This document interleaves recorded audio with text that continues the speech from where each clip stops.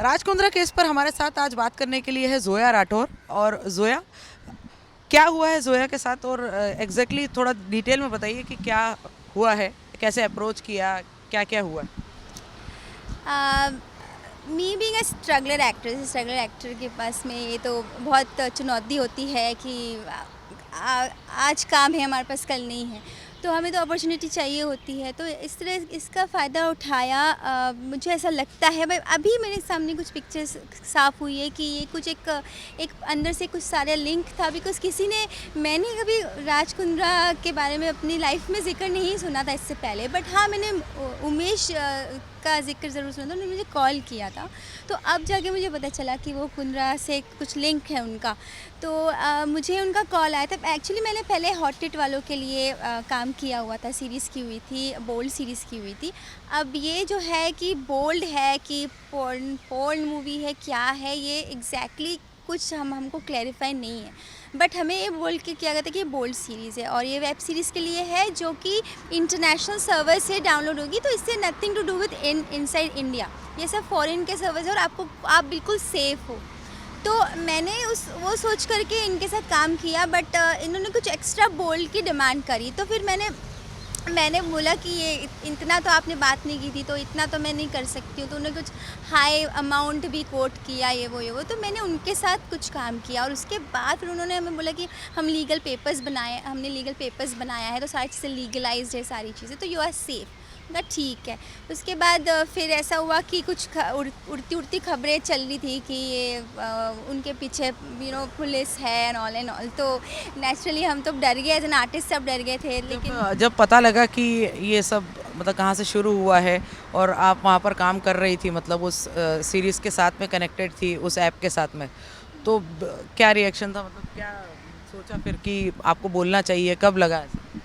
नहीं, उस वक्त जब हॉट टिट वाले जब पकड़े गए, वो फरवरी की बात है, तो उससे पहले भी ये काफ़ी चीज़ें बाहर आई हुई थी कि चौकन्ना जैसे कि कर दिया गया था मेकर्स को। अब हम तो एज एन आर्टिस्ट हैं, हम तो सब जगह काम करते हैं, तो हमें तो पता था कि भाई यहाँ पे नहीं जाना, यहाँ खतरा है। ऐसा तो आया तो बहुत कॉशियस हो गए सबके सब। और वैसे भी हम खुश नहीं थे, हम बिल्कुल भी खुश नहीं थे ये ऐसा काम करके, because nobody would like to do such a thing. But इससे से वो मनी कंस्टेंट हो गया था, मतलब कि कोविड सिचुएशन का फ़ायदा उठाया, ऐसा मुझे लगता है। और उस वक्त ना सारी थिएटर्स बंद थे, टीवी सीरियल्स की शूट तक नहीं थी। पहली बार ऐसा लाइफ में हमने देखा कि रिपीट शोज़ आ रहे थे, टेलीकास्ट आ रहे थे। तो ये से इतना स्ट्रिक्ट हो गया था हर चीज़, माहौल। तो हमें लगा कि भाई चलो ठीक है, ये अच्छा है, कर लेते हैं शूट। तो लेकिन जब पता चला कि इस बात थोड़ी सी मतलब ख़तरनाक है, तो ऑब्वियसली हम सब बहुत डर गए थे, सारे के सारे, इंक्लूडिंग मी, क्योंकि सबकी फैमिली होती है अल्टीमेटली। तो मैंने तो बिल्कुल भी बंद कर दिया ये सब करना। लेकिन उसके बाद क्या, उमेश का कॉल आना मुझे चालू हो गया और वो फिर मुझे बोले कि उन्होंने हॉट शॉट पे टेक ओवर किया है। अब मुझे पता था कि हॉट शॉट पहले हुआ करता था राज कुंद्रा का, ये मुझे पता था। लेकिन बाद में फिर उन्होंने बोला कि मैंने टेक ओवर किया, तो मैंने कहा ठीक है, किया होगा अभी उनके बिजनेस स्ट्रैटेजी। उमेश कामत का जब कॉल आया तो क्या बातचीत हुई, क्या ऑफर दिया, क्या अप्रोच किया, मतलब क्या बात की? हाँ, उन्होंने बोला कि वो एक अपने ऐप के लिए सीरीज़ करने वाले हैं, अच्छी लेवल की सीरीज़। हॉटशॉट का नाम था मार्केट में, तो ऑब्वियसली जैसे नेटफ्लिक्स है, बड़े बड़े एमएक्स प्लेयर्स ऐसे हैं, तो वैसे हॉटशॉट भी था। तो हमें लगा भाई अच्छी अपॉर्चुनिटी होनी चाहिए, तो ऑब्वियसली मैंने इंटरेस्ट दिखाया और मैंने बात की। लेकिन बात करते करते उन्होंने कहा कि ठीक है, बोल्ड कॉन्सेप्ट है, ठीक है, ओके फाइन, लेकिन आप जो बोल्ड में जो रिक्वायरमेंट होती है, हम पिक्चर्स फॉरवर्ड करते हैं, जो भी हमारी बोल्ड पिक्चर्स होती हैं, हमने कुछ काम किया होता है, work click just to show our work, but उनको वो नहीं चाहिए था। उन्होंने मुझे बोला कॉल करके कि हमको मतलब वीडियो कॉल में मैं आपको फुल न्यूड देखना चाहता हूँ, क्योंकि हमें आपको कास्ट करना है मतलब बोल्ड सब्जेक्ट में, तो हमें आपको देखना चाहता हूँ। तो मैंने बोला ऐसा कोई ऑडिशन होता नहीं है, मैं या फिर आप मुझे पर्सनली मिल लो आके, आप मुझे ऑफिस बता दो। तो वो मुझे कहने लगे कि नहीं, कोई ऑफिस नहीं है, हमारा कोई ऑफिस नहीं, मैं भी यहाँ पर हूँ नहीं मुंबई में, तो आप मुझे ऐसे। तो मैंने कहा ठीक है, मैं आपको आपकी लेटेस्ट अपनी पिक्स भेजती हूँ, नॉर्मल पिक्स भेजती हूँ, क्योंकि क्या होता है ना कि आर्टिस्ट कभी कभी एडिट करके पिक्स भेजता है, तो उनको ऐसा रहता है कि एडिटेड पिक्स भेजा है, नेचुरल लुक कैसा है, लेकिन न्यूड क्यों होना है आपको, ये मुझे समझ नहीं आया। तो मैंने उसके लिए तो मना किया, बट उन्होंने कंसिस्टेंटली मुझे कॉल करते रहे, वो 2-3 दिन की आड़ में ऐसे करते रहे, और जब वो अरेस्ट होने के 2 दिन पहले तक उनका कॉल मुझे आता रहा। तो मैंने तो उन्हें मना किया, और उसके बाद फिर एक रॉय करके बंदा था, साइमल्टेनियसली उनका भी कॉल मुझे आता रहा, उन्होंने भी हॉटशॉट का नाम लिया, ज़िक्र किया। तो मुझे ये भी नहीं समझा कि अच्छा उनसे उनका क्या रिलेशन है, बट मतलब मैं क्यों इतना अपना दिमाग लगाऊं कि ये क्या दो दो लोग हॉटशॉट से कॉल कर रहे हैं। मैंने कहा मुझे नहीं करना है तो नहीं करना है, बट उन्होंने वो 4-5 दिन के बाद उनका फिर कॉल आ जाता कि जोया जी आपने बताया नहीं ये वो। और उन्होंने ये भी मुझे मेंशन किया, रॉय ने, उसका एक्सेंट जो था वो फॉरेन लैंग्वेज एक्सेंट था, और वो सिंगापुर का नाम ले रहे थे। सिंगापुर का नाम अभी फिर से आ रहा है इनके केस में। तो उस वक्त तो मुझे नहीं मालूम था कि वो सिंगापुर का क्यों ये करूँगी, हमारा सेटअप पूरा सिंगापुर में है। तो लेकिन हम शूट इसको करेंगे मुंबई में, और ये इंग्लिश बेस वेब सीरीज़ है, so we want English speaking artist, so इसलिए हम ऐसे शॉर्टलिस्ट कर रहे हैं। तो मैंने कहा ठीक, उनका भी लेकिन यही डिमांड था कि आप न्यूड हो जाओ वीडियो कॉल में, आप अभी न्यूड हो जाओगे तो हम आपको 70K देंगे पर बजट पर डे का, और नहीं तो फिर हम आपको वही 15-20 हज़ार जो आपको नॉर्मल पेमेंट है वो करेंगे। तो ये भी मुझे कुछ फिशी लगा, तो मैंने बोला नहीं, मुझे आपका प्रोजेक्ट नहीं करना है, मैंने साफ मना किया। वो रात में 12 बजे कॉल किया करते थे, हमारा इंडियन स्टैंडर्ड टाइम 12 बजे, और वो कहते थे मेरे यहाँ तो शाम है और मैं तो सो जाऊँगा थोड़ी देर में, तो इसलिए मैं भी बात करना चाहता हूँ। तो बिल्कुल भी पसंद नहीं था मुझे इस तरह से टॉक्स करना।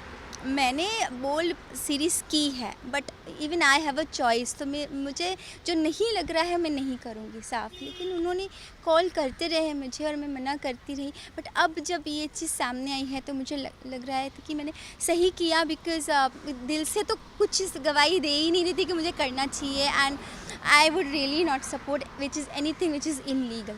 तो मुंबई में जोया कब से रहती है और कहाँ है, मतलब कितना मुश्किल है मुंबई में एक लड़की का रहना, बहुत मुश्किल है सरवाइव करना एक एक्टर का, मतलब स्ट्रगलिंग एक्टर हो तुम।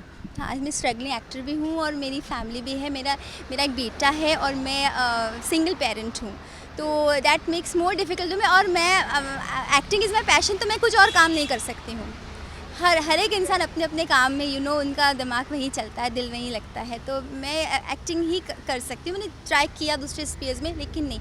बट बहुत चैलेंज है, जैसे इंडस्ट्री बहुत अच्छी है, बहुत प्यारी है, लेकिन इस तरह से कुछ लोग जो जिस तरह से गंदगी फैला रहे हैं, फ़ायदा उठा रहे हैं, तो ये चीज़ स्टॉप होना चाहिए। तो मैं बहुत खुश हूँ कि ये चीज़ सामने आई है, और हमें अब क्या है ना, पैसा सब कुछ नहीं होता है, पैसे भले कम हो जाए, बट हमें काम करने की अपॉर्चुनिटी अब ऐसे मिलेगी, ऐसा मुझे लगता है। पैंडेमिक के कारण भी काफ़ी असर हुआ सबकी लाइफ पर। हाँ, बहुत असर हुआ, इसी चीज़ का फ़ायदा शायद उठाया गया है, क्योंकि OTT प्लेटफॉर्म्स बहुत सारे आए, नए OTT प्लेटफॉर्म्स आए और वही चल रहे थे, बिकॉज थिएटर बंद है, अभी तक बंद है। और सीरियल्स की जो भी शूट्स हो रही है वो आउट ऑफ मुंबई हो रही है सारी की सारी, बिकॉज महाराष्ट्र में सबसे ज़्यादा अभी कोविड है। तो ये सारी, क्योंकि सीरियल्स जो भी सेटअप रहता है बहुत सारे लोग उसमें इन्वॉल्व होते हैं, बहुत ह्यूज एक फैमिली होती है हमारी शूट टीम की, तो ये सब हम बाहर शूट कर रहे हैं, तो मतलब प्रॉब्लम तो अभी भी चल रही है।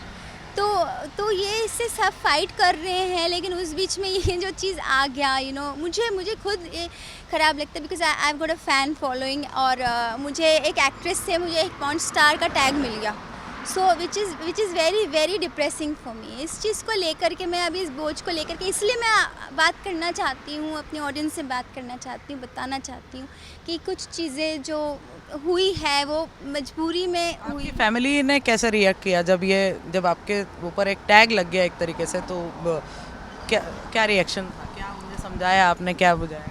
हाँ, ऑब्वियसली सबको गुस्से से ज़्यादा दुख हुआ कि ये क्या है, लेकिन जो बहुत क्लोज़ हैं, जो फैमिली में, वो समझते हैं प्रॉब्लम्स, लेकिन कुछ तो नाराज़ ही हैं अब तक। शायद उनके लिए मैं शायद सामने आई हूँ और मैं बात कर रही हूँ। तो क्या लग रहा है आपको कि ये चीज़ क्या आगे इसमें अगर कुछ लीड अगर वो होता है, मिलता है, तो केस के लिए क्या बोलेंगे? देखिए, लीगल तो मुझे पता नहीं कि इसकी क्या, बिकॉज़ मैंने पोर्नोग्राफी इन इंडिया जो है वो इस तरह से कि आप पब्लिश कर रहे हो, अगर आप पोर्न फैला रहे हो, पब्लिश करके प्रमोट कर रहे हो इन ऑल एज ग्रुप्स, आजकल तो बच्चों को भी एक्सेस है, हर एज ग्रुप को एक्सेस है मीडिया के थ्रू, तो अगर ये प्रमोट किया जा रहा है तो ऑब्वियसली ये गलत है। इंडियन सोसाइटी में जब नहीं अलाउ करती तो नहीं करती है, तो मैं ये चाहती हूँ कि ये चीज़ ख़त्म हो और काम जो है ना एक अच्छी तरीके से हो, क्योंकि काम अच्छा है और उसको ख़राब इस तरह से नहीं किया जाना चाहिए। एज एन आर्टिस्ट हम लोगों को अपॉर्चुनिटी मिलनी चाहिए, और जब ये चीज़ ख़त्म होगी जब अच्छी अपॉर्चुनिटी मिलेगी, तो ये अच्छा ही हुआ मुझे लगता है। और आई डोंट नो जो ये चीज़ करना चाहते हैं उनका दिमाग क्या, बिकॉज मैंने ऐसे सुना, आई डोंट नो कितना बात सच्ची है, बट राज कुंद्रा जी बॉलीवुड की तरह इस इंडस्ट्री को बड़ा बनाना चाहते थे, ऐसा मैंने कोई मीडिया में सुना। सो मुझे नहीं लगता कि ऐसा होना चाहिए। Personally I don't support it, though I have a tag of this, but I don't support it. Thank you Zoya.